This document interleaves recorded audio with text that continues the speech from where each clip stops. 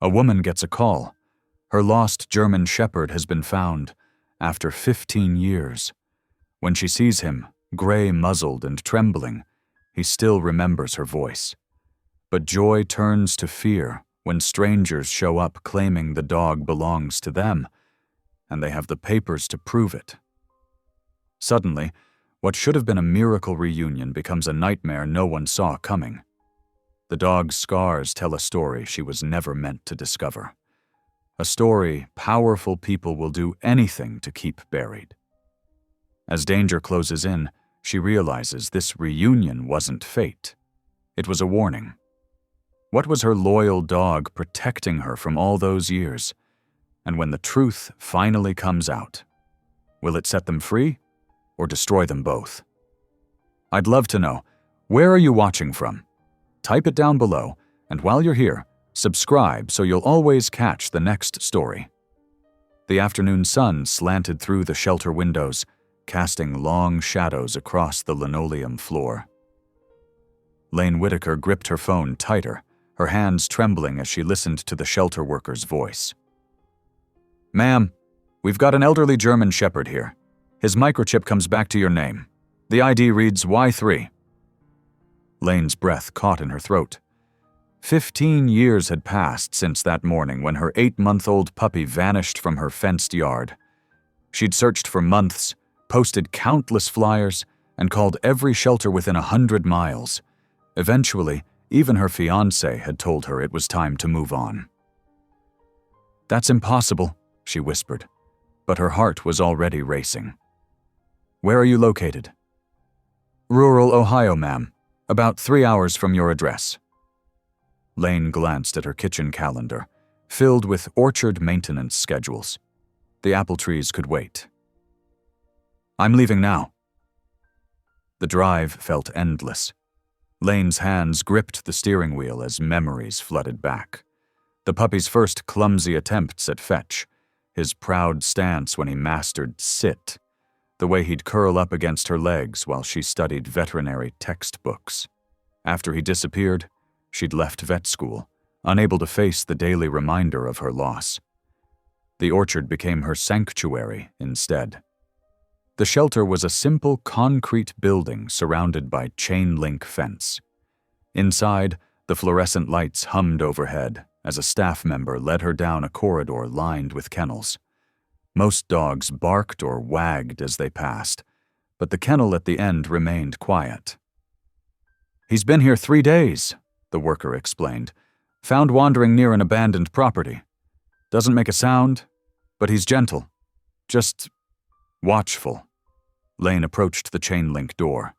Inside, a German shepherd lay on a thin blanket, his muzzle streaked with gray.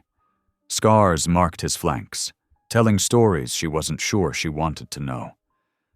The amber eyes that met hers held wisdom and weariness in equal measure. Her hands shaking, Lane whispered the training cue she'd taught her puppy all those years ago. "Guard post." The elderly dog's head lifted. His tail thumped once against the concrete floor, a slow, deliberate movement. Then he rose, stiffly but with dignity, and approached the kennel door. When he leaned against the chain link, pressing closer to her knees, Lane felt something snap into place inside her chest. A broken circuit completing itself after 15 years. "It's really you," she whispered, tears blurring her vision. The paperwork seemed to take forever. Lane's signature wavered on the forms as she verified the microchip number, provided her ID, and paid the adoption fee. Finally, she clipped a new leash to his worn collar. Y3 walked beside her with military precision, despite his obvious arthritis. In the car, he settled into the passenger seat as if he'd done it 1,000 times before. Lane couldn't stop glancing at him as she drove, studying the map of scars beneath his coat. Some were old and faded, others more recent. Each one represented a story she might never know, years she couldn't get back. "I don't know where you've been," she said softly, reaching over to touch his ear. "But you're home now. I promise. You'll never be lost again." The 3-hour drive passed in a blur of emotion and memory. When they finally turned onto the gravel drive leading to her farmhouse, the setting sun painted the apple orchard in shades of gold. Y3's nose pressed against the window, taking in the familiar scent of apples and earth. Inside, he made a slow circuit of the house, his nails clicking against the hardwood floors. Lane watched as he investigated each room with methodical thoroughness.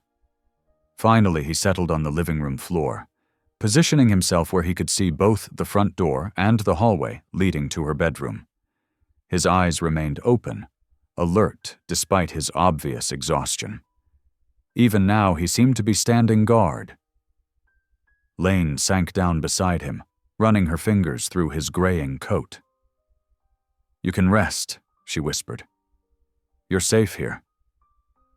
But Y3 maintained his vigil, as if following orders written too deep to ignore. In the growing darkness, Lane saw the shadow of her playful puppy in this battle-worn sentinel, and knew that whatever had happened in the years between, their connection had survived. She grabbed a blanket from the couch and settled beside him on the floor. Tomorrow there would be questions to answer, mysteries to unravel. But for now, in the quiet of the farmhouse, 2 lost souls had found their way back to each other. And that was enough. The autumn dusk settled over the orchard like a worn quilt, painting long shadows between the apple trees. Lane had just finished setting up Y3's water bowl in the kitchen when the crunch of tires on gravel shattered the evening quiet. Through the kitchen window, she watched 3 black pickup trucks roll up her driveway, their headlights cutting through the growing darkness. Each bore the silver logo of Kincaid Agri-Security on their doors. Her heart stumbled. 3, who had been dozing near the ECDF back door, was instantly alert, his ears forward and body tense. He didn't bark, but a low rumble vibrated in his chest. "Easy, boy," Lane whispered, though her own pulse was racing.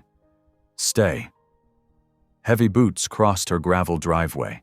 She counted 6 men approaching her porch, led by a supervisor in a crisp black uniform. The porch boards creaked under their weight as they reached her door. The supervisor knocked 3 times, sharp and official. Lane opened the door but kept the screen between them, her hand tight on the frame. "Can I help you?" "Ms. Whitaker." The supervisor's smile didn't reach his eyes. "I'm Derek Matthews from Kincaid Agri-Security. We're here about company property recently discovered at the local shelter." Lane's throat went dry. "I don't have any company property." Matthews pulled a folder from under his arm, removing several papers. "According to our records, Asset Y3 belongs to Kincaid's K9 Security Division. We have the original purchase documentation and training certificates right here." "That dog was my puppy 15 years ago," Lane said, her voice steady despite the trembling in her hands. "He was stolen from my yard. I filed police reports." "Ma'am, I understand there might be some confusion, but these papers clearly show—" "No confusion," Lane cut in. "He has my microchip. I have proof of ownership from when he was 8 weeks old." Matthews's smile tightened. "The situation is more complicated than that. There are liability issues, security protocols." "You're not taking him." Lane gripped the screen door harder, knuckles white. Inside, Y3's nails clicked on the hardwood as he moved closer to the door, still eerily silent but radiating tension. One of the men behind Matthews shifted, hand moving to rest on his hip. The gesture wasn't subtle. Lane's fingers found the lock on the screen door, clicking it into place. "Ms. Whitaker," Matthews said, his tone dropping any pretense of friendliness. "Refusing to cooperate will force us to take legal action. Kincaid Agri-Security has considerable resources. Do you really want to face our lawyers over this?" Lane met his gaze. "Get off my property. You have 24 hours to reconsider. After that, we'll let the courts handle it." Matthews tucked the papers away. "Don't make this harder than it needs to be." The men retreated to their trucks, boots crunching on gravel. Lane watched through the screen as they turned around, their tires leaving deep tracks in her driveway like scars in the earth. Only when their taillights disappeared down the road did she let out the breath she'd been holding. Her hands shook as she pulled out her phone, scrolling to a number she hadn't called in months. It rang twice before a familiar gruff voice answered. "Otis, it's Lane. I need your help." "What's wrong, girl?" "They're trying to take him, Otis. Kincaid security just showed up at my door." There was a pause, then, "Give me 20 minutes." While she waited, Lane gathered every piece of paperwork she had on Y3, his original vaccination records, purchase receipt, microchip registration, the police reports from when he disappeared. Her hands trembled as she spread them across the kitchen table. Y3 stayed close, pressing against her legs whenever she moved, as if afraid she might vanish. Otis's old pickup arrived exactly 20 minutes later, its headlights sweeping across her windows. He emerged carrying a battered thermos, his faded Ranger jacket stretched across his lean frame. Despite being retired for 5 years, he still carried himself with the authority of his former position. Lane met him at the door, relief washing over her at the sight of his weathered face. He'd been the only one who took her seriously 15 years ago, the only one who didn't dismiss her fears about Y3's disappearance as simple loss or running away. "Let me see him," Otis said quietly. Y3 approached cautiously, studying the newcomer. Otis crouched, moving slowly, and held out his hand. After a moment, Y3 stepped forward to sniff his fingers. "Lord Almighty," Otis muttered, noting the scars visible beneath the dog's coat. "Where have you been, old boy?" They settled at the kitchen table, where Otis poured coffee from his thermos into 2 mugs. The familiar smell of his strong brew filled the kitchen as Lane recounted the confrontation with Kincaid's men. "They're going to come back hard," Otis said, studying the paperwork spread before them. "Kincaid doesn't like losing anything he considers his." "He's not theirs," Lane insisted. "Look at the dates on these papers. They're all from after Y3 disappeared.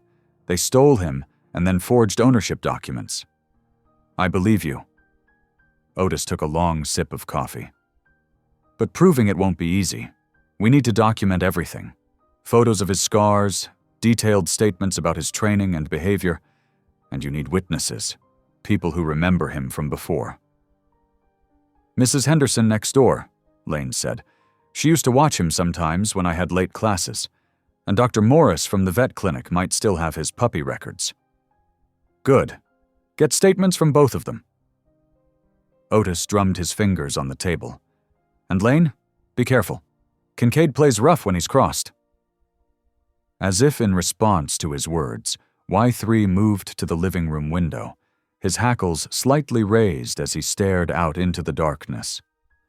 The sight sent a chill down Lane's spine.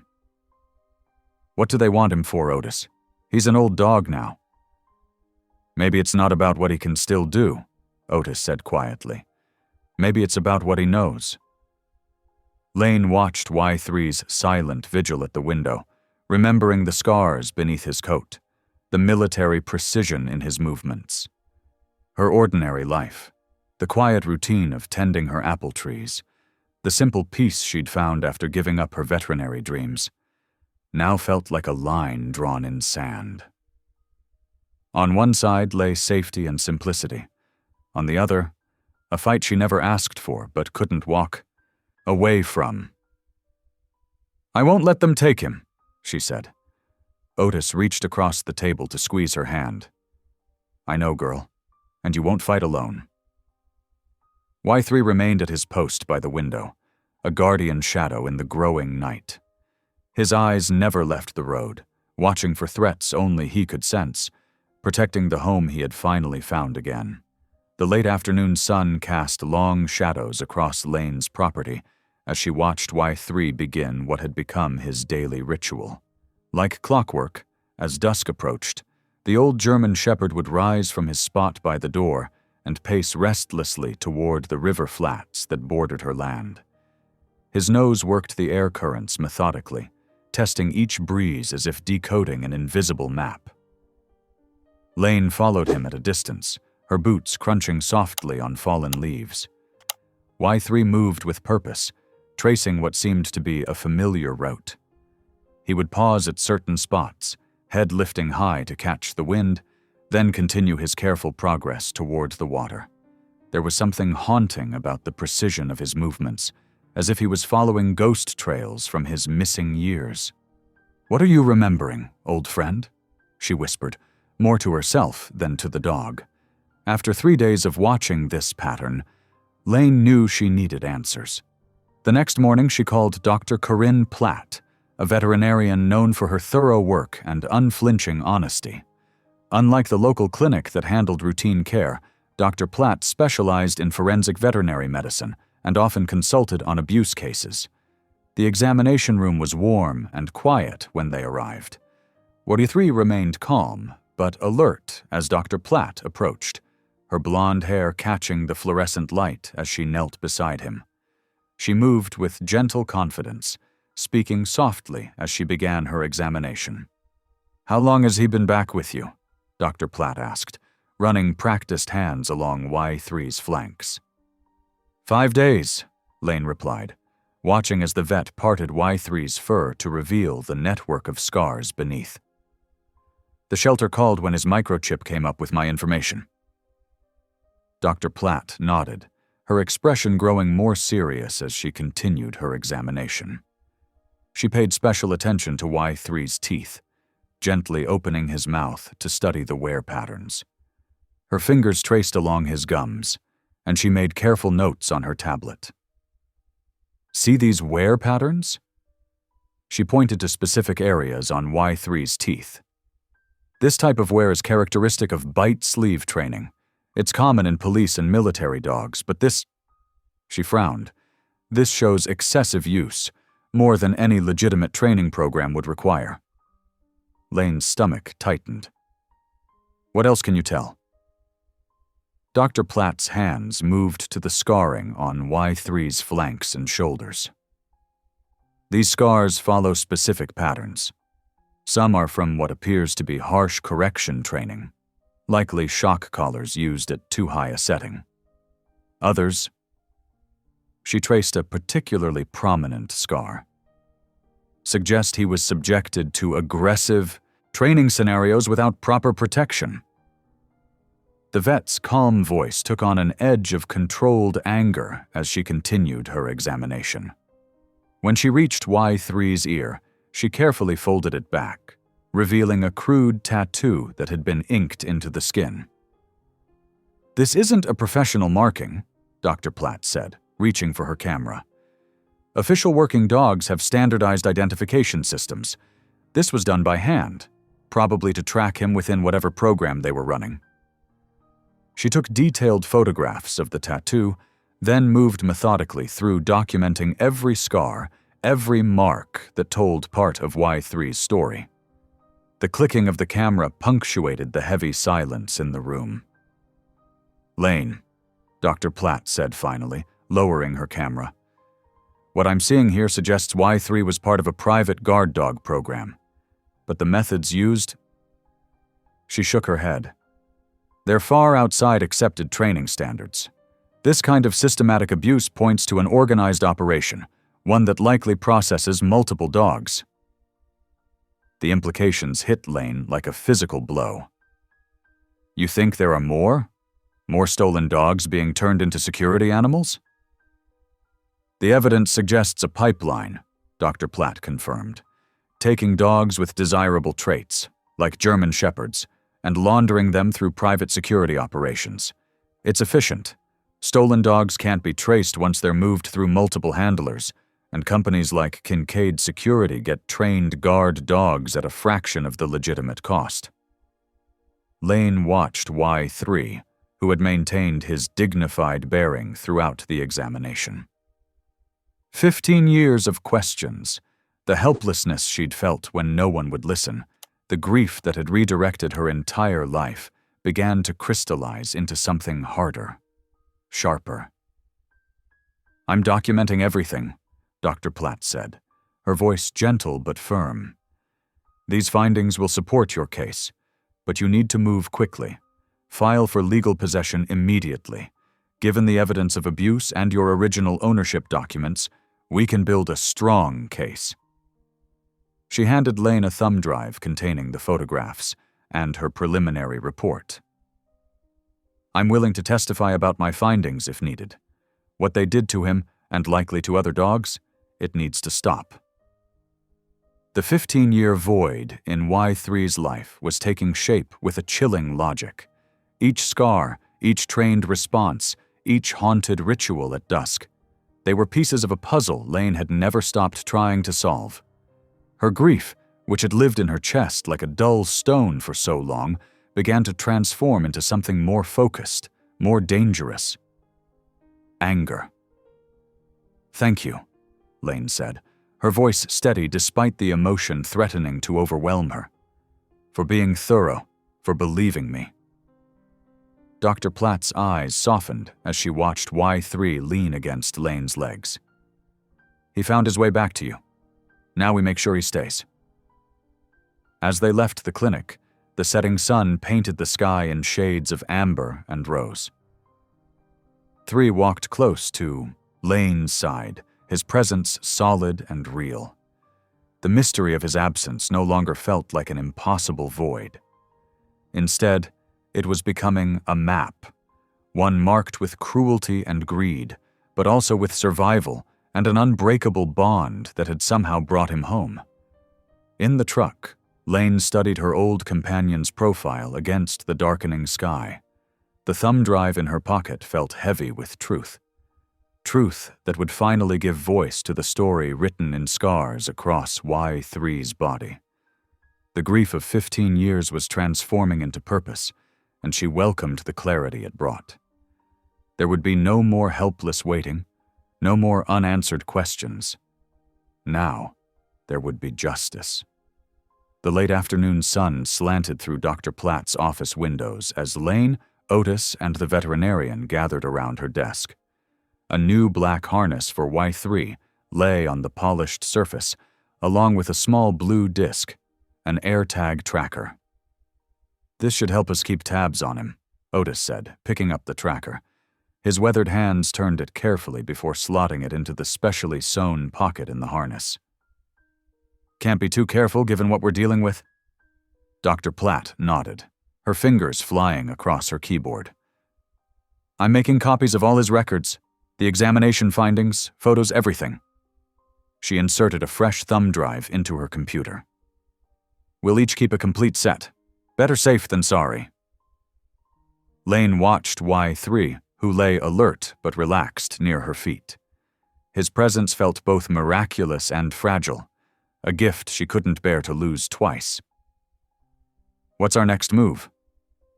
Otis pulled out a small notebook, his familiar practical approach grounding her racing thoughts.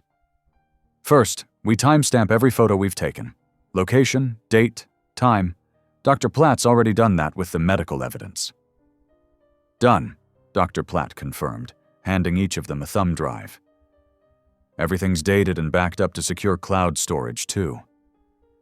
"Next," Otis continued, "we file a motion to block Kincaid's property claim. I've got a contact, retired judge who might help expedite things." He looked at Lane. "But we need your affidavit about the original loss and how you identified him today." Lane's throat tightened at the memory.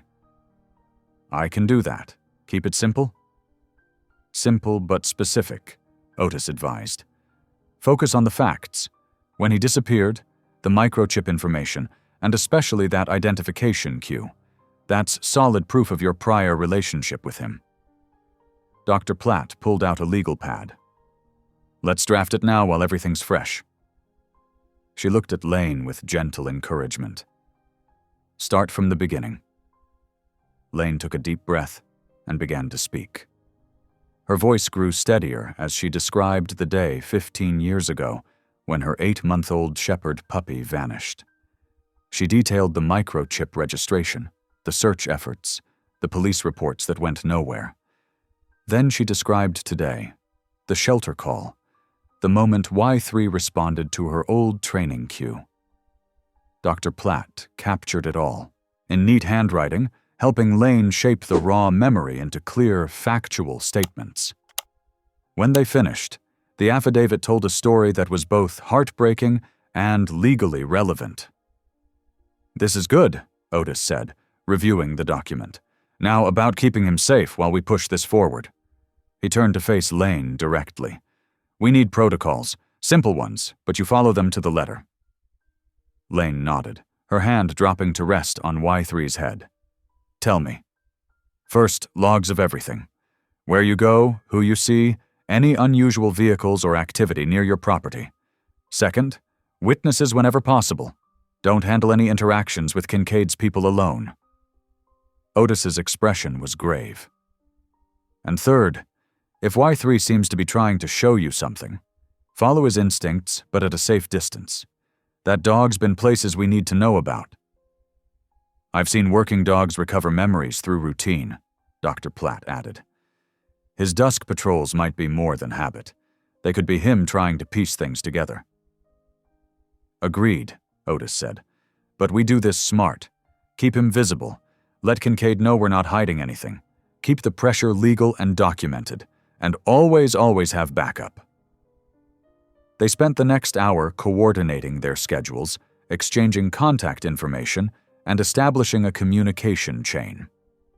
Dr. Platt would serve as the medical expert and document keeper. Otis would handle legal connections and security advice. Lane would be their eyes on the ground, watching for patterns in Y3's behavior that might lead them to answers. The sun was setting by the time Lane drove home, Y3 sitting alertly in the passenger seat. The new harness fit him perfectly, the hidden tracker safely secured. She felt stronger knowing she wasn't alone anymore, that finally people who could help were listening and believing. At the farmhouse, Y3 began his evening routine. But something was different tonight. Instead of his usual patrol toward the river flats, he circled the house again and again. His movement was purposeful, almost protective, as if he were establishing a boundary. Lane stood in the back doorway, one hand pressed against the worn wooden frame. She watched him make his rounds, her face set with determination. The helplessness she'd felt 15 years ago was gone, replaced by a fierce resolve. This time she had proof. This time she had allies. This time, they would find the truth. Y3 completed another circuit, checking each corner of the property before finally approaching the back door. He looked up at Lane, his amber eyes reflecting the last light of day, then settled at her feet. His body relaxed, but his head remained up, alert to any sound from the darkening fields beyond.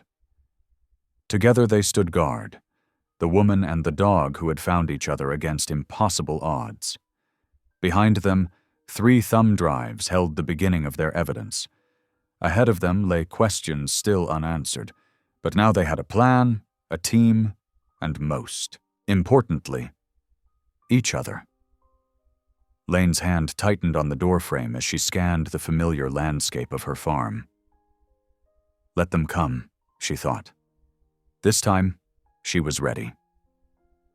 The late afternoon sun cast long shadows across the veterinary clinic's parking lot as Lane pulled up with a folder of additional documentation tucked under her arm. Y3 jumped down from the passenger seat, his paws hitting the asphalt with a familiar thud. He'd grown more comfortable with these visits to Dr. Platt over the past few days, though he still kept close to Lane's side.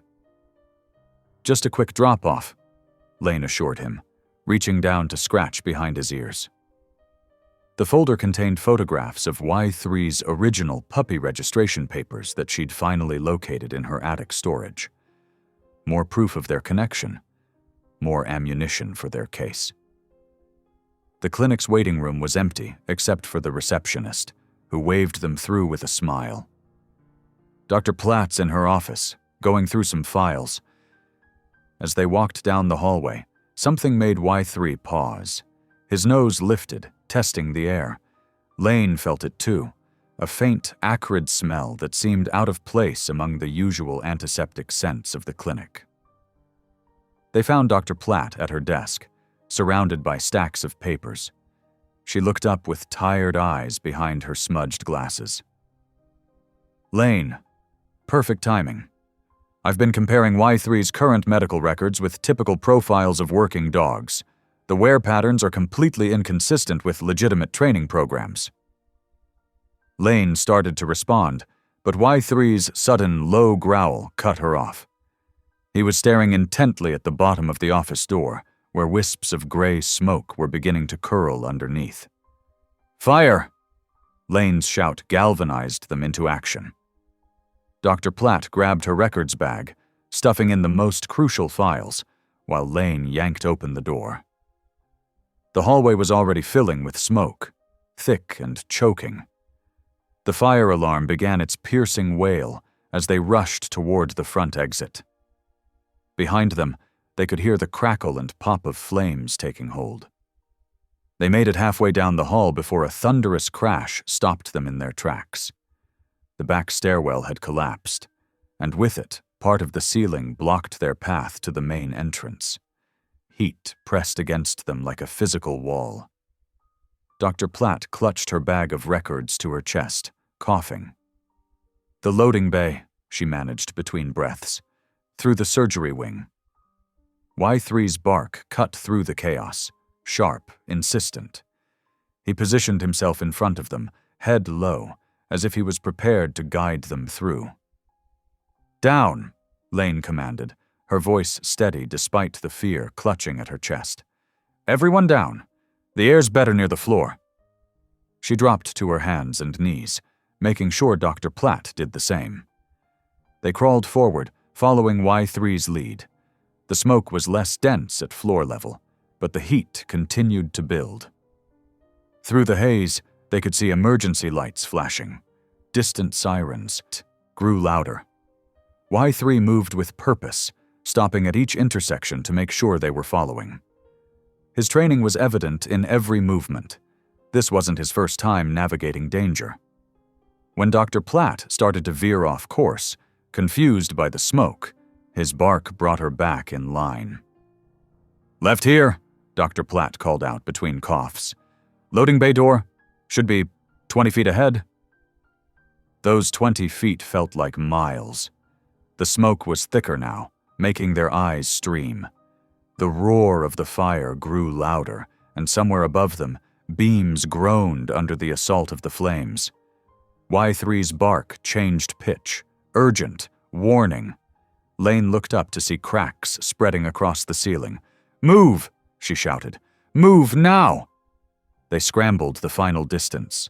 Dr. Platt's trembling hands found the emergency release for the loading bay door.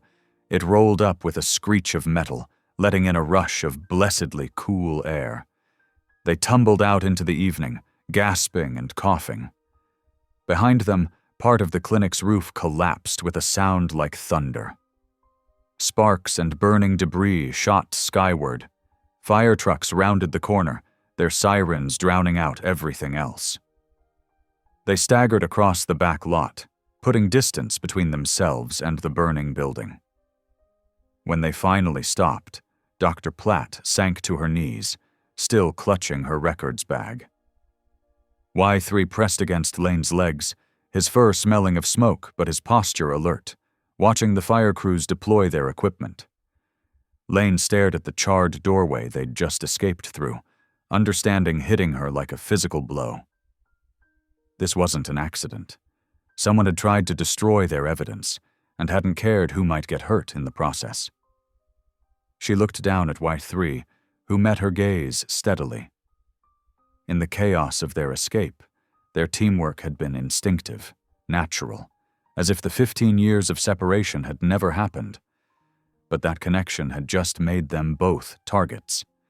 Emergency vehicles continued to arrive, their lights painting the scene in surreal flashes of red and blue. Dr. Platt was giving a statement to a firefighter, her voice hoarse but determined. The records bag never left her grip. Y3's ears twitched at each new siren, but he remained firmly at Lane's side, his body angled slightly in front of her, still protecting, still on guard. Lane rested her hand on his head, feeling the steady warmth of him, alive and present despite it all. The message was clear. Their opponents would stop at nothing. But as Lane watched the smoke rise into the darkening sky, she felt no urge to back down. If anything, this attack had only strengthened her resolve. They had tried to burn away the truth, but instead, they had only proved how desperate they were to hide it. The evening air still carried the acrid smell of smoke as Lane stood in her backyard, carefully hosing the soot from Y3's coat. Water droplets caught the porch light, making his fur shimmer as she worked her fingers through it, checking for burns or injuries they might have missed in the chaos of their escape. Y3 stood patient and alert, occasionally shaking himself but mostly staying still as she worked. His eyes kept scanning the darkness beyond the yard, as if he expected more trouble to emerge from the shadows. The steady stream of water revealed patches of his true coat color beneath the gray residue of smoke. "Almost done, boy," Lane murmured, working carefully around his ears. "You were so brave today." Her hands trembled slightly as she remembered how close they'd come to being trapped. Without Y3's guidance, they might not have made it out. A knock at the front door made them both freeze. Y3's ears pricked forward, but he didn't growl. Whatever he sensed wasn't an immediate threat. Still, Lane's heart hammered as she turned off the hose and grabbed a towel. Recent events had taught her to be cautious. "Stay," she commanded softly, and Y3 settled into a watchful position as she made her way to the front door, water dripping from her rolled-up sleeves. Through the porch light's glow, she could make out a familiar silhouette that made her stomach clench. Bram Lyle stood there, looking older than when she'd last seen him, his shoulders hunched as if carrying a heavy weight. Her ex-fiancé's face showed lines that hadn't been there 15 years ago, and his eyes carried an uneasiness that made her pause with her hand on the doorknob. She opened the door but kept the screen between them. "Bram," she said, her voice neutral despite the surge of old hurt his presence brought up. "It's been a long time." He shifted his weight, unable to meet her eyes directly. "I heard about the fire at the clinic," he said. "And about the dog. Your dog, Y3. The way he said the name, with recognition, made something cold settle in her chest. "What do you know about Y3? Bram's face crumpled slightly. "Can I come in? What I need to tell you, I don't want to say it out here." Lane studied him for a long moment, then called over her shoulder, "Y3, come." The German shepherd appeared silently at her side, still damp from his bath, but alert. Bram took a step back when he saw him. "He won't hurt you," Lane said, though she wasn't entirely sure that was true. She opened the screen door. "Unless you give him reason to." In her kitchen, Bram sat at the table while Lane remained standing, one hand resting on Y3's head. The dog's eyes never left Bram, as if he too remembered something about this man. "I did something terrible," Bram began, his voice rough. 15 years ago, I made a choice that I've regretted every day since." Lane's fingers tightened in Y3's fur. "What choice?" "I sold him." The words fell like stones into the quiet kitchen. "Y3, I sold him to Wardell Kincaid to settle a debt." The admission hit Lane like a physical blow. She steadied herself against the counter, memories of that devastating loss flooding back, the frantic searching, the sleepless nights, The way Bram had seemed almost too quick to accept that Y3 must have run away or been stolen by strangers. You... She had to stop, had to breathe through the rage that threatened to choke her. You sold my dog? To pay a debt? I thought it would be temporary. Bram's words tumbled out, desperate to explain. Kincaid said he just needed collateral, that once I paid him back, he'd return Y3. But then he claimed the dog had run away, and by the time I realized what kind of man he really was... Stop. Lane's voice cut through his excuses like a blade. You let me believe he was stolen. You watched me search for months. You held me while I cried, knowing exactly where he was. Y3 pressed against her legs, sensing her distress. The loyalty in that simple gesture made Bram's betrayal feel even sharper. I was a coward, Bram admitted, his shoulders slumping. I got in over my head with gambling debts, and Kincaid, he has ways of making people desperate, but that's no excuse. What I did to you to Y3, I've carried that guilt for 15 years. Why come forward now? Because I saw the smoke from the clinic today. I know what Kincaid's capable of, and if you're going up against him... Bram ran a hand through his graying hair. You need to know what you're dealing with. He's not just some corporate farmer. The security company, the guard dog training. It's all cover for something darker. The dogs he collects, the way he conditions them. A knock at the back door interrupted him. Otis Delaney stepped in, taking in the scene with narrowed eyes. Saw the lights on? He said, then recognized Bram. Well, well. Look who finally found his conscience. You knew? Lane asked Otis, her voice sharp. Suspected? Otis corrected. Back then, I heard rumors about Kincaid's operation. Dogs disappearing, showing up later as trained security animals. But nothing I could prove. His jaw tightened. Seems like the pieces are finally coming together. Lane looked down at Y3, seeing his scars in a new light. How many other dogs had Kincaid stolen and broken? How many other families had been left searching, grieving, while their pets were turned into weapons? He's gotten bolder over the years, Bram added quietly. The guard dog program is just part of it. There's chemical dumping, money laundering, but he's careful, protected. People who try to expose him tend to have accidents. Like fires? Lane's voice was hard. Bram nodded. Among other things. The kitchen fell silent except for Y3's steady breathing. Lane's mind raced, connecting dots, the threatening visit from Kincaid's men, the arson at the clinic, the years of institutional indifference to complaints about his operation. All of it circled back to one man's corruption and the power he wielded so carelessly. Thank you for telling me the truth, she finally said to Bram, though the words tasted bitter. Even if it's 15 years too late. He stood slowly, understanding he was dismissed. Be careful, Lane. Kincaid, he's not used to people standing up to him. After Bram left, Otis stayed, his presence solid and reassuring as Lane processed everything she'd learned. Y3 moved between them, touching each with his nose as if making sure they were okay. What do we do now? Lane asked, her voice steady despite the storm of emotions inside her. Otis considered for a moment. We keep gathering evidence. We find others who've lost dogs to his operation. We build a case that's too big for him to burn away. He looked at Y3. And we keep him safe. He's proof of everything Kincaid's done. Lane nodded, her grief hardening into something stronger. Resolve. Now the mystery had a face, a name, a motive.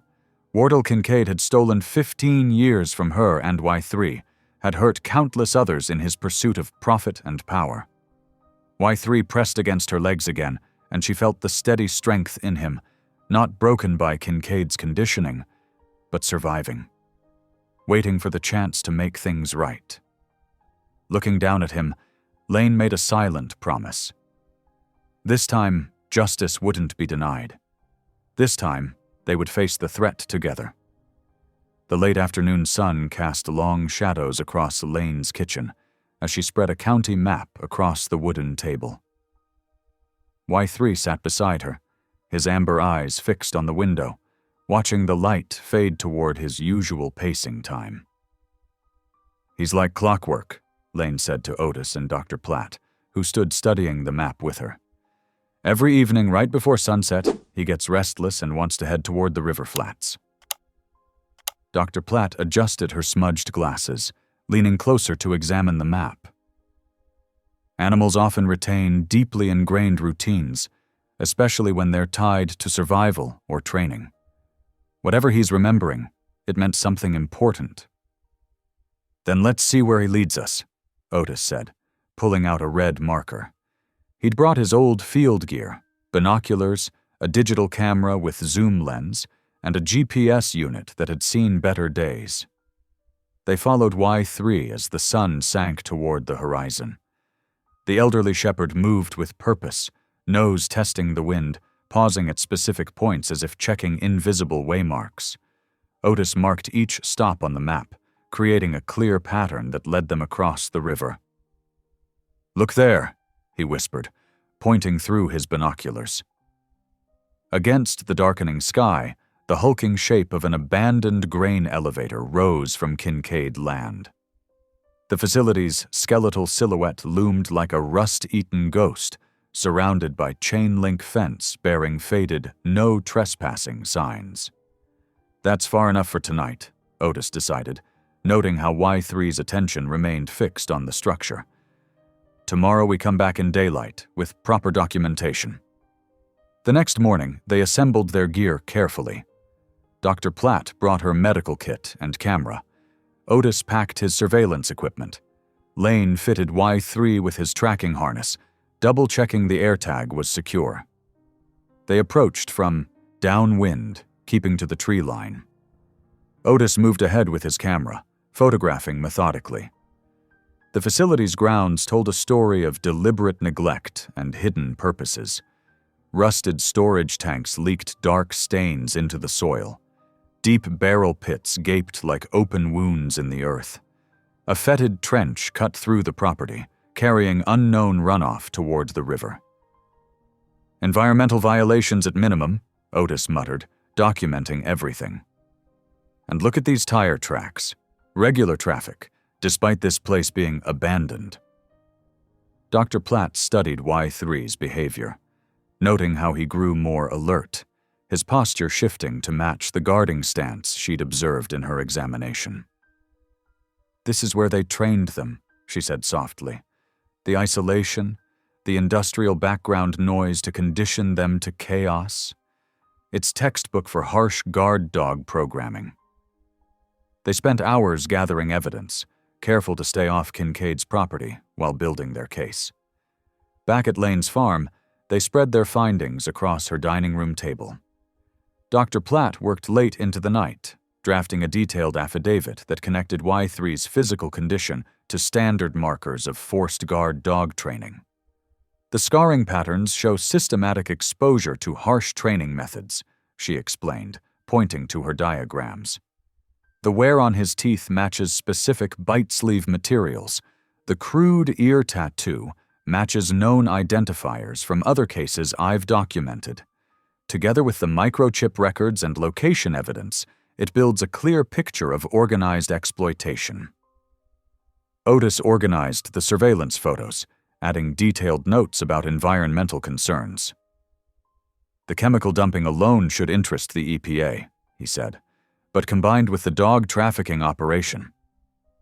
Lane contributed her original loss documentation and a careful summary of Bram's confession, stripped of emotion, but rich in specific details. They assembled everything into a comprehensive dossier, making multiple copies for security. The next morning, they delivered the package to the state attorney's office. The young prosecutor who received them looked increasingly concerned as she reviewed their evidence. "This is extensive," she said finally, "especially these veterinary records and the environmental documentation. I'll need time to review everything properly, but I think we can at least get emergency protective orders in place." 3 days later, Lane received the official notice: a temporary restraining order blocking Kincaid from any attempts to seize Y3. The document felt both fragile and powerful in her hands, legal proof that someone in authority finally saw the truth they'd uncovered. That evening, she sat on her porch with Y3 at her feet, watching the sunset paint the sky in fierce oranges and pinks. Dr. Platt and Otis had stayed for coffee, sharing a moment of quiet satisfaction. "It's a good first step," Otis said, his weathered hands wrapped around his mug. "But Kincaid won't take this lying down. He's not used to losing." Dr. Platt nodded, her expression thoughtful. "The restraining order protects Y3, but there's so much more here. Other dogs, environmental crimes, years of corruption. We've barely scratched the surface." Y3 lifted his head suddenly, ears pricked towards the road. A moment later, they heard the distant rumble of engines. Lane felt the victory of the day settle into something more tempered, awareness that they'd won a battle, but the war was far from over. The setting sun caught the edges of the restraining order where it lay on the porch table, making the official seal gleam like a promise. They had momentum now, and evidence that couldn't be ignored. Most importantly, they had Y3, living proof of both Kincaid's crimes and the resilience that would help bring him down. "One step at a time," Lane said quietly, reaching down to scratch behind Y3's ears. The elderly shepherd leaned into her touch, his presence solid and reassuring. Whatever came next, they would face it together, armed with truth and protected, finally, by the law. The autumn morning started crisp and clear, but darkened quickly. Otis had left early to check on suspicious activity near the grain elevator, promising to call with updates. When Lane's phone finally rang 3 hours later, it wasn't Otis's voice she heard. "Miss Whitaker?" A hospital nurse's measured tone carried through the line. "You're listed as Mr. Delaney's emergency contact." The words that followed blurred together. Highway patrol, vehicle accident, emergency surgery. Lane gripped her kitchen counter, knuckles white. Y3 pressed against her legs, sensing her distress. "He's stable," the nurse assured her. "But he has multiple fractures. The police would like to speak with you." At the county hospital, fluorescent lights cast harsh shadows across the waiting room. Dr. Platt arrived minutes after Lane, her face drawn with worry. The state trooper who met them didn't mince words. "This wasn't an accident," he said, showing them photos of deep black paint transfers on Otis's crushed driver's side door. "Large SUV, probably modified with reinforced bumpers, hit him deliberately, forced him off County Road 8 into the drainage ditch." Lane's stomach clenched. She knew that road, a quiet stretch that Otis often took to avoid main highways when conducting surveillance, the perfect spot for an ambush. "He's lucky," the trooper continued. "The ditch was shallow. If it had been the ravine half a mile down—" He didn't need to finish. They all understood what he meant. Otis could have died. Dr. Platt squeezed Lane's arm. "We need to see him." Otis lay propped up in the hospital bed, his normally weathered face now pale against white sheets. A cast encased his left arm and leg. Bandages wrapped his ribs, but his eyes were clear and alert when they entered. "Should see the other guy," he joked weakly, then winced. "Save your strength," Dr. Platt advised, checking his monitors with professional concern. "Black Escalade," Otis said, ignoring her. "Custom grill guard, no plates." He paused for breath.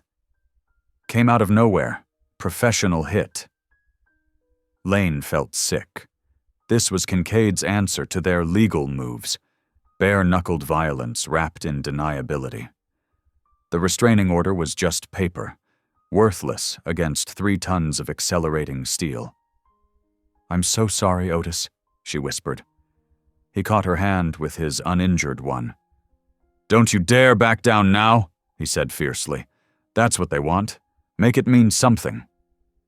Outside in the corridor, Dr. Platt pulled Lane aside.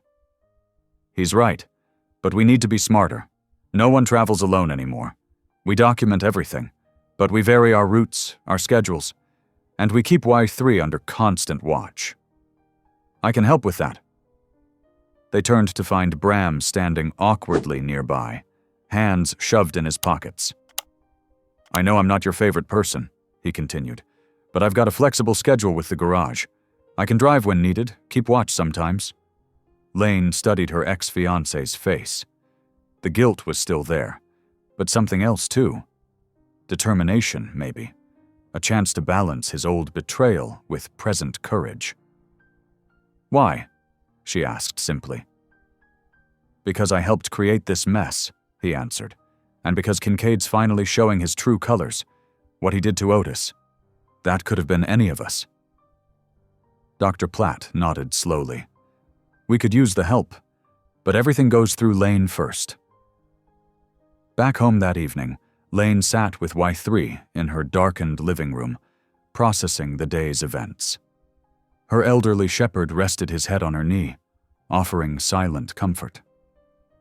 The weight of responsibility pressed down on her shoulders, not just for Y3 now, but for everyone who'd chosen to stand with her.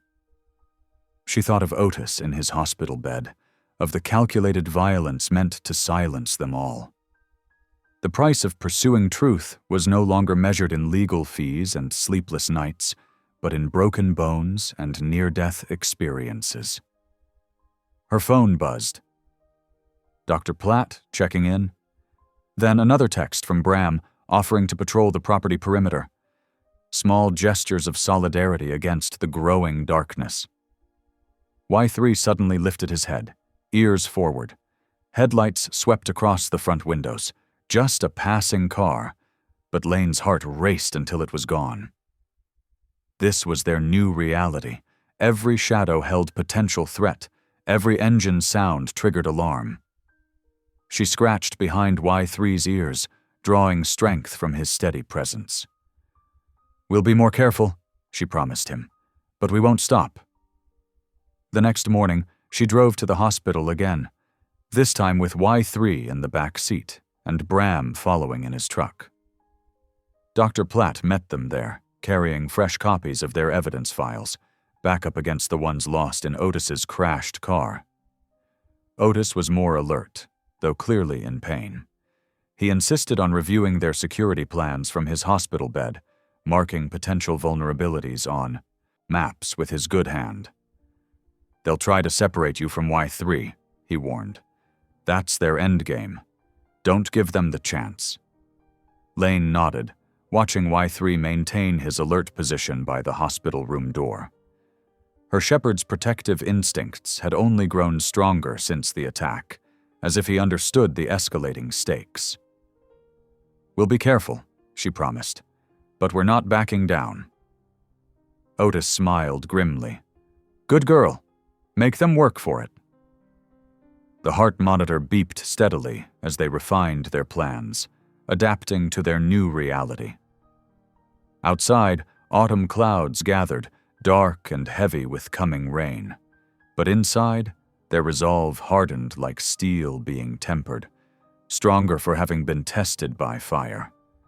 The autumn evening settled over Lane's farmhouse like a heavy blanket. She stood at the kitchen sink, hands submerged in soapy water, listening to Y3's familiar padding on the back porch. The elderly German shepherd had been particularly restless tonight, moving between his watchful positions with unusual frequency. Thunder rumbled in the distance. A storm was rolling in from the west, and the wind had picked up, rattling the screen door. Lane dried her hands and moved to check on Y3. "Hey, buddy, want to come in before the rain hits?" The porch was empty. "Y3." She stepped outside, scanning the darkening yard. The motion lights hadn't triggered, which was odd. Y3 never left the immediate area without alerting her. "Y3!" Her voice carried across the property, met only by another low roll of thunder. Panic fluttered in her chest as she pulled out her phone, opening the tracking app linked to Y3's AirTag. The blue dot pulsed on the screen, and her heart stopped. The derelict grain elevator. On Kincaid land. No, no, no. Her fingers trembled as she dialed Bram's number. He answered on the first ring. I need you here, now. They've taken Y3. I'm on my way, he said without hesitation. 10 minutes. Lane was already moving, muscle memory from her orchard days guiding her hands as she gathered equipment. Headlamp, fully charged. Climbing rope, coiled and checked. Basic first aid kit. She stuffed everything into a weatherproof backpack, adding a bottle of water and Y3's spare leash. Her next call was to Dr. Platt.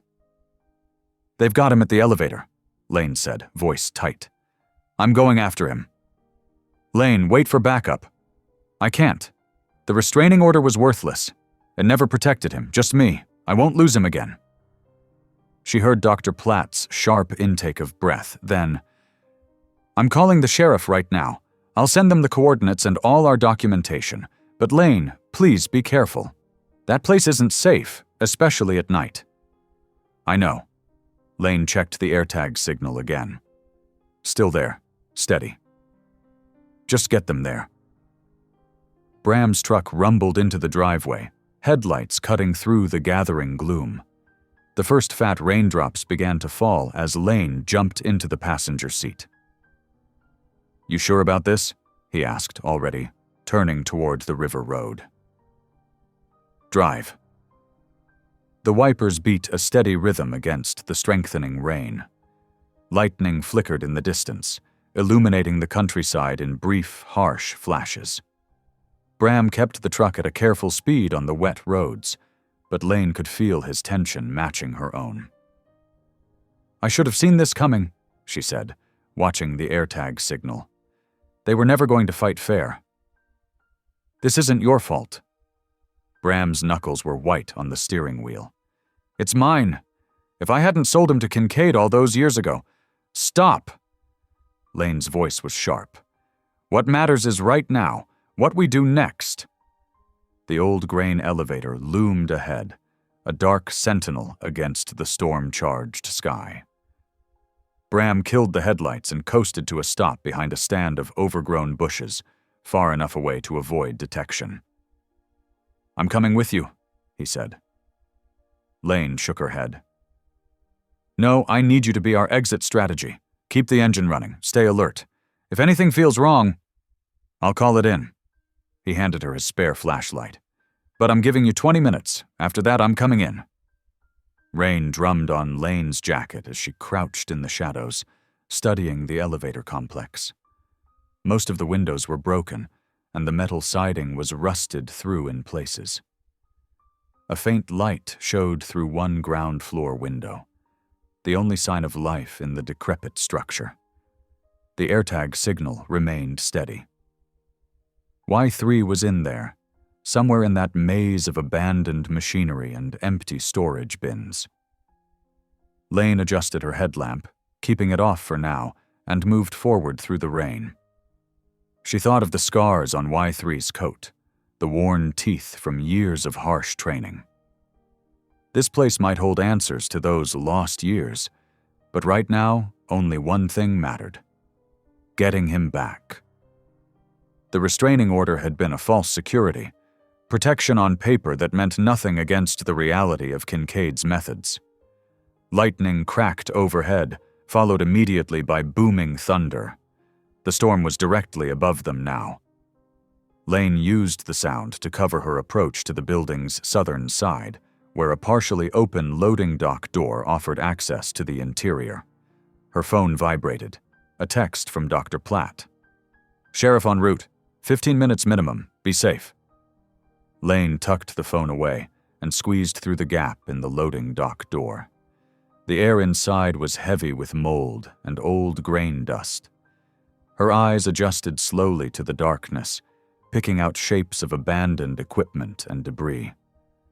Somewhere above, rain hammered on the metal roof.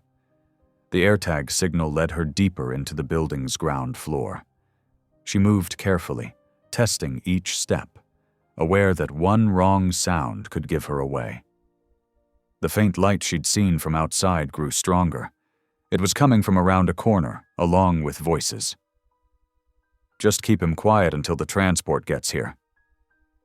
Easier said than done. That dog's got fight left in him. Lane's heart clenched at a familiar sound. Y3's low growl, followed by the rattle of chain against concrete. She pressed herself against the wall, edging closer to peek around the corner. Two men stood in a makeshift office space, illuminated by a battery-powered work light. Y3 was chained to a support column, hackles raised, teeth bared. Even outnumbered and restrained, he maintained his protective stance, never taking his eyes off his captors. Thunder crashed overhead, and in that moment, Y3's head turned slightly. His nose twitched, testing the air. Lane saw the subtle change in his posture. He knew she was there. She touched the coiled rope at her belt, checked her secure footing, and took a deep breath. The sheriff was coming, but 15 minutes was too long to wait. Y3 had already waited 15 years.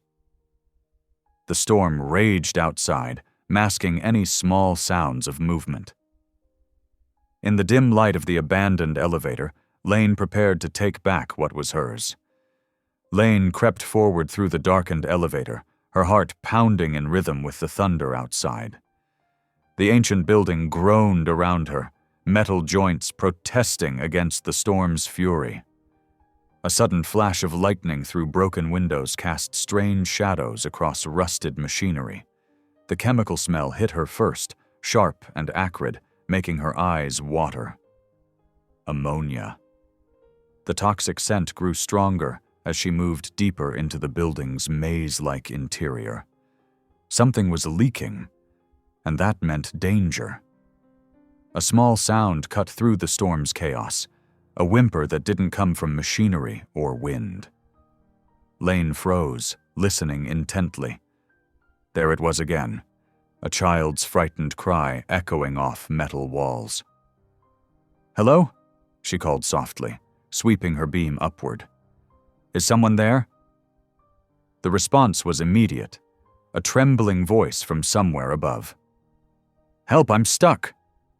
Lane's flashlight beam caught movement on the catwalk system overhead.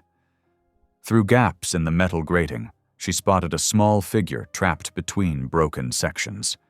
Her breath caught as she recognized him. Reese Kincaid, Wardle's grandson. The 8-year-old boy was pressed against the railing, his pale face streaked with tears. "Don't move, Reese!" she called up. "I'm coming to help you!" A familiar bark echoed through the space. Y3 stood on a stable section of catwalk near the boy, his posture alert and protective. The old shepherd's training was evident in every line of his body. He had found someone in danger and wouldn't leave them unprotected. "Y3," Lane's voice cracked with relief. The dog's ears pricked at her call, but he remained firmly planted near Reese, looking between the boy and Lane with clear purpose. Years of conditioning warred with his connection to her, protect the vulnerable or return to his person. "It's okay, boy," she assured him. "Stay with him. Good dog." The ammonia smell was getting stronger. Lane followed the scent to its source. A ruptured pipe beneath the catwalk was steadily leaking fumes into the enclosed space. The storm's vibrations had likely caused the break, and now those same tremors were making the whole structure unstable. She needed to work fast. The rope from her orchard work would have to serve as a rescue line. Her hands moved quickly, muscle memory taking over as she tied the proper knots. Every few seconds, thunder rattled the building's frame, and fine rust particles drifted down like deadly snow. "Reese," she called up, trying to keep her voice steady and calm. "Can you tell me how you got up there?" The boy sniffled. "I followed Y3. He knows me from the compound. But then the walkway broke and I fell through the grate. My legs stuck." Lane's mind raced. Of course, the dog would recognize the child from wherever Kincaid had been keeping him. Y3's protective instincts had kicked in when he sensed the boy was following him into danger. Another crack of thunder made the catwalk sway. Reese cried out in fear, and Y3 edged closer to him, offering what comfort he could while maintaining his guard position. "I'm scared," Reese whimpered. "The whole thing keeps shaking." "I know, sweetheart," Lane said, testing the strength of different support columns. "But I'm going to get you down. Just stay as still as you can." She found a solid beam to anchor her rope, double-checking every knot. The fumes were getting worse. Her eyes burned, and her throat felt raw. They didn't have much time before the air became too dangerous to breathe. Looking up at the scene above her, a frightened child, a loyal dog, and failing infrastructure, Lane took a deep breath of relatively clean air. She had one chance to get this right. The rope would hold her weight. She'd tested it countless times in her orchard work. But climbing up through the fumes, in an unstable structure during a thunderstorm, that was new territory. Y3 watched her intently as she prepared to climb, his amber eyes reflecting trust and determination. Whatever happened next, they would face it together, just as they should have been doing for the past 15 years.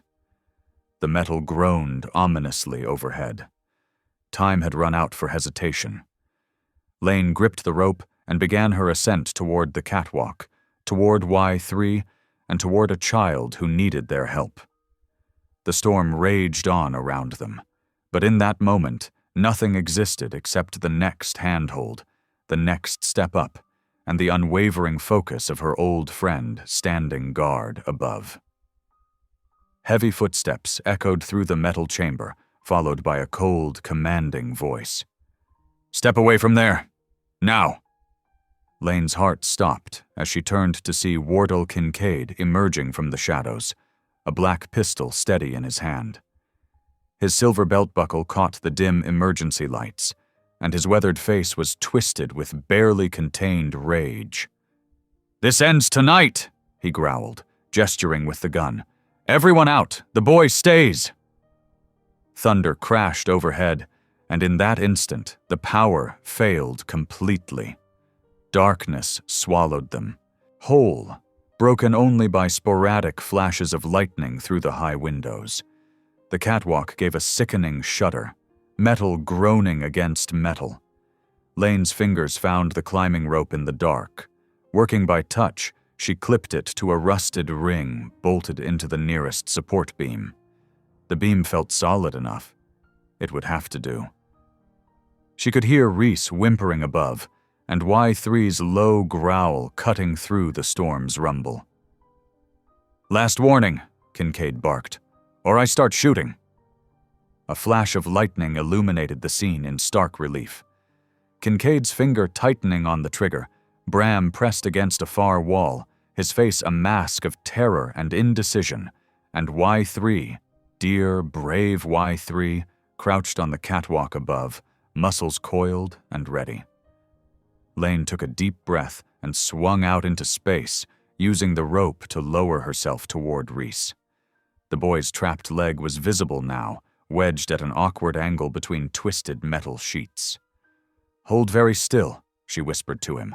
"I'm going to get you free."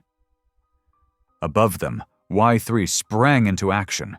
The old shepherd lunged at Kincaid, not to attack, but to distract, a calculated feint that forced the man to stumble backward, his gun arm swinging wide. It was a military-grade maneuver, one that spoke of years of tactical training, now turned against its master. "Damn dog," Kincaid snarled, trying to regain his stance. That's when Bram moved. Later he would say he didn't think. His body just acted. With a desperate cry, he launched himself at Kincaid, driving his shoulder into the larger man's chest. They crashed together against the railing, the gun clattering away into the darkness below. Lane worked frantically at the grate, her fingers finding the edge where Reese's leg was caught. The metal was sharp, slick with rain that dripped through the roof. She could feel warm blood. The boy had cut himself trying to pull free. Almost there, she assured him, maneuvering her body to get better leverage. When I say go, pull as hard as you can. Another lightning flash revealed Bram and Kincaid grappling near the edge, while Y3 held his ground on the catwalk, a living barrier between danger and those he protected. The old dog's training warred with his instincts, the urge to attack balanced against the need to guard. Now, Reese, pull! The boy yanked his leg up as Lane pushed down on the metal sheet. With a screech of protest, the grate twisted enough for him to slip free. She gathered him close, hooking one arm securely around his waist while keeping a firm grip on the rope with her other hand. The catwalk gave another violent shudder. Pieces of rusted metal began to rain down as the structure's integrity finally failed. Lane swung them both toward the nearest solid platform, her arms burning with the effort. Reese clung to her like a lifeline, his face buried against her shoulder. They landed hard on stable flooring, rolling away from the edge just as a large section of the walkway tore free. White 3 held his position until the last possible moment, then leaped gracefully to join them, placing himself between them and the ongoing struggle nearby. In the distance, sirens wailed, growing closer by the second. Dr. Platt had come through, bringing the sheriff armed with their carefully gathered evidence. Help was coming, but they had to hold on just a little longer. The storm's fury peaked overhead, wind howling through the elevator's broken windows. Lightning flashed in steady pulses now, turning the scene into a macabre slideshow. Kincaid's face contorted with hatred, Bram's determination as he fought to keep the larger man pinned, Y3's unwavering stance as he guarded his chosen family. Reese trembled against Lane's side, but his voice was steady when he spoke. Y3 always protected me, even when they were mean to him. He's a good dog. The best dog, Lane agreed, holding the boy close while keeping her eyes fixed on the chaos before them. The sirens were very close now, their urgent wail mixing with the thunder. Y3's ears pricked forward, and his tail gave a single thump against the metal floor. He knew what that sound meant. Help was coming. But he didn't relax his guard stance, wouldn't leave his post until he was certain everyone was safe. Years of harsh training had taught him to endure, to protect at all costs. Now, finally, he was using those lessons for love instead of fear. The sheriff's spotlights suddenly blazed through the windows, cutting through the darkness like divine intervention. They illuminated the scene in harsh clarity. The destroyed catwalk, the leaking pipes, the evidence of years of negligence and corruption. Most importantly, they lit up the faces of everyone present, victim and perpetrator alike, leaving no room for denial or escape. The elevator's metal doors crashed open as deputies poured in, their flashlight beams cutting through the darkness like searchlights. Their boots thundered against the metal flooring, echoing through the cavernous space. Sheriff Martinez led the charge, her voice sharp and authoritative. "Everyone freeze! Hands where we can see them!" Kincaid tried to wrench away from Bram, but two deputies were already there, securing his arms behind his back with handcuffs. The metal clicked shut with a sound of finality. "Search the premises," Martinez ordered. "Every inch, every corner. Document everything." Teams of deputies spread out through the facility, their lights revealing the true scope of what had been hidden in plain sight. Along the far wall, rows of empty barrels lay rusting, their hazard labels barely visible beneath years of grime. A deputy called out from near the loading dock, where a series of trenches cut through the concrete floor, dark liquid still seeping from their depths. "Sheriff, you need to see this." Near where Kincaid had dropped his weapon, an officer carefully bagged the pistol for evidence. Another held up something that made Lane's breath catch. Small body camera, still blinking red, attached to Kincaid's security vest. "It's still recording," the deputy announced, As if those words unleashed something in him, Kincaid began to rant, his face twisted with rage. "You have no right. This is private property. Those dogs were legal acquisitions. We had contracts." "Keep talking," Martinez said coldly. "That camera's catching every word." Reese coughed, the chemical fumes finally taking their toll. A paramedic hurried over, wrapping him in a blanket and fitting an oxygen mask over his face. But the boy pulled it away just long enough to speak. "Y3 wouldn't leave me," he said, his voice raspy but clear. "When I fell through, he stayed. He always stayed, even when grandfather—" He trailed off, coughing again. "The dog protected him?" Martinez asked, her pen moving across her notepad. Lane nodded, her hand still buried in Y3's thick fur. The old shepherd sat perfectly still beside her, alert but calm. He was trained to guard, to protect. They twisted that instinct, but they couldn't kill it. More evidence emerged as the deputies worked. In a back office, they found files, training records, acquisition documents, disposal orders. The pieces of the puzzle they'd been building in their dossier weren't just confirmed. They were expanded. "Look at these dates," one investigator called out. "Going back 15 years, stolen dogs, rebranded as security animals, and when they got too old..." He gestured toward the ominous trenches. Martinez crouched next to Lane and Y3, her eyes soft despite her professional demeanor. "Your dossier started this, Ms. Whitaker. But what we're finding here, it's bigger than one dog.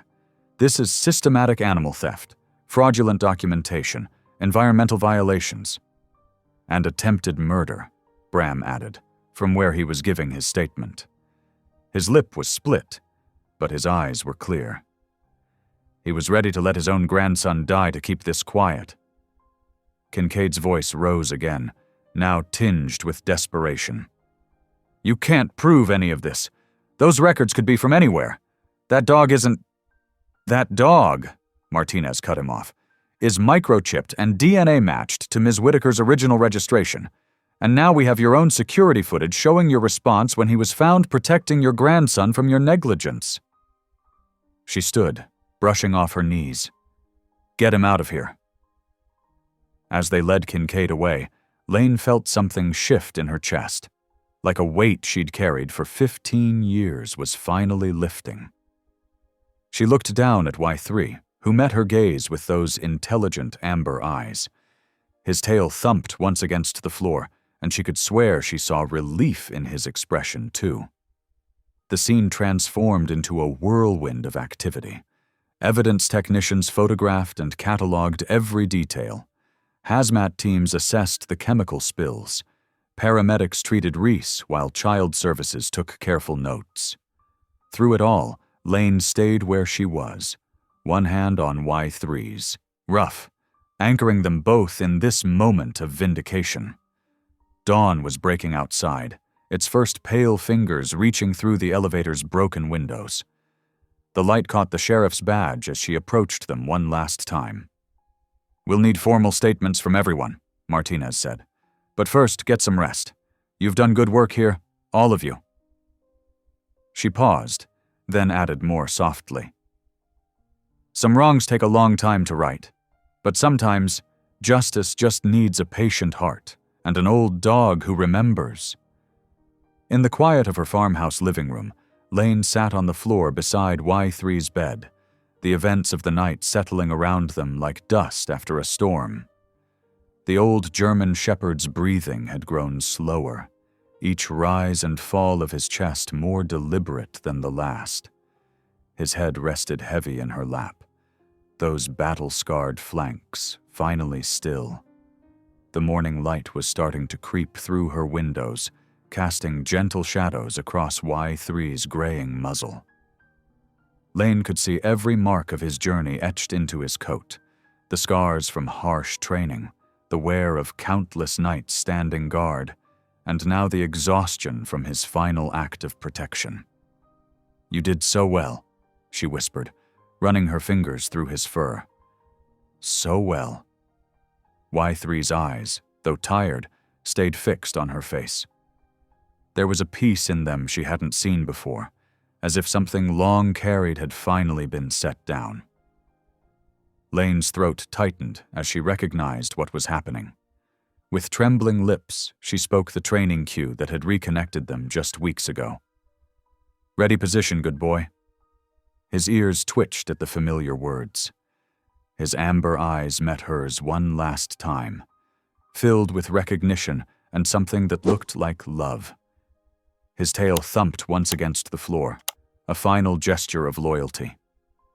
As the sun rose fully, painting her living room in gold, Y3's breathing slowed to a stop. He looked as if he had simply drifted off to sleep, his face serene, his body finally at rest. Lane's tears fell freely now, but they were different from the desperate ones she'd shed 15 years ago. This grief was clean, complete, a circle closing rather than a line broken. Y3 had found his way home. He had protected an innocent child. He had lived to see justice done. And in the end, he had died where he belonged. With her. With shaking hands, she reached for her phone and dialed Otis's hospital room. Despite the early hour, he answered on the first ring, as if he'd been waiting. "He's gone," she managed to say. Through the line, she could hear Otis's steady breathing, punctuated by the soft beep of hospital monitors. When he spoke, his voice was rough with emotion but sure.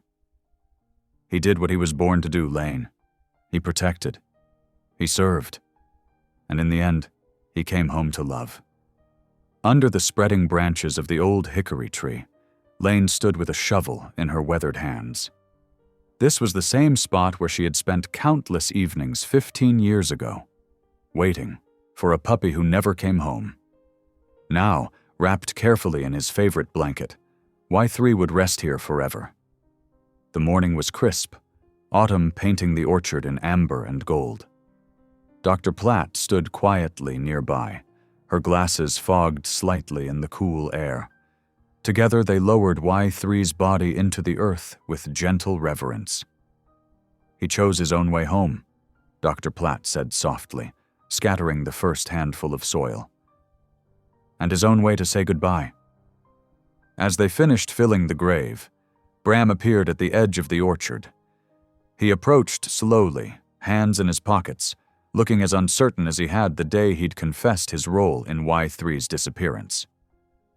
"Lane," he said, voice rough with emotion, "I know I can't take back what I did, but maybe we could try again? I'm different now." Lane straightened, brushing dirt from her hands. She looked at him directly, seeing both the man he was and the choices he'd made. "Truth matters, Bram. It always will. What you did, selling him to pay your debt, that wasn't just about money. It was about trust. And some things, once broken, stay broken." He nodded slowly, accepting her words like a final verdict. Without another word, he turned and walked away, leaving Lane to her grief and her new beginning. In the months that followed, Lane threw herself into working with rescue shepherds. She partnered with Otis, now recovered from his injuries, and Dr. Platt to establish a training program. They focused on dogs who needed second chances, teaching them to trust again, to serve with dignity rather than fear. The work helped heal something in Lane, too. Each success story, each dog finding their purpose and their forever home, felt like a tribute to Y3's memory. Their training methods were gentle but firm, building confidence instead of breaking spirits. On a bright spring morning, Lane stood in her yard with a young shepherd named Max beside her. His coat gleamed in the sunlight, healthy and unscarred. As she fastened an air tag to his new harness, a safety measure she now insisted on for all their dogs, she felt the rightness of this moment. "Good boy," she murmured, checking the fit. Max's tail wagged steadily, his trust in her absolute and uncomplicated. Together they walked to the edge of her property, where the land sloped down toward the river flats. The evening light painted everything in soft gold, reminding her of other dusks spent watching this same view. But now, instead of waiting for what was lost, she was building something new. The love she'd shared with Y3 remained, transformed into purpose. The justice they'd won together had left its mark, in changed laws, in saved dogs, in her own heart. She was different now, stronger, steadier, sure of her path forward. Max sat at her heel, alert but peaceful. Lane rested her hand on his head, feeling the warmth of life beneath her fingers. The river rolled on below, carrying yesterday's grief toward tomorrow's hope. Thanks for watching. If any part of this story lingered with you, consider subscribing. I'll be here again tomorrow, sharing another tale that speaks to the soul.